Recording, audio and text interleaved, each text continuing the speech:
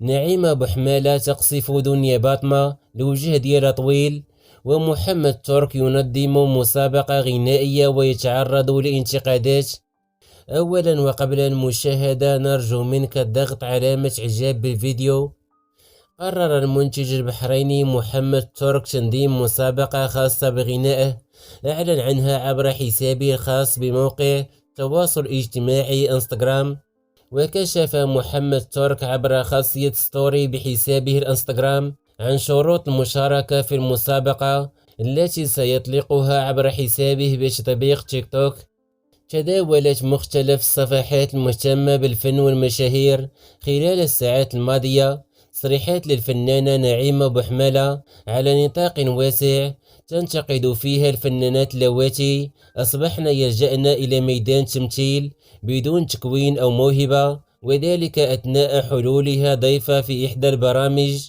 وذكرت الفنانة نعيمة بوحمالة أن ميدان التمثيل بات يشهد نوعا من العشوائية والفوضى، قائلة: نرى مجموعة من الفنانات اليوم ضعيفات على مستوى الأداء، لم نعد نشاهد الجودة في الأعمال، ومن هب ودب يدخل الميدان.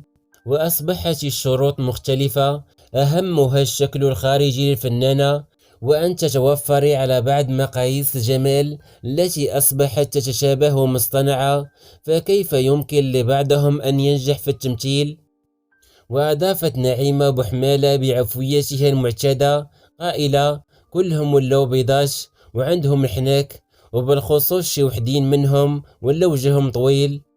لتثير تصريحاتها الجدل بين صفوف نشطاء التواصل الاجتماعي، فالبعض منهم يشاطرونها الرأي ويعتبرون أن العديد من الممثلات اليوم يقترفن إلى الموهبة.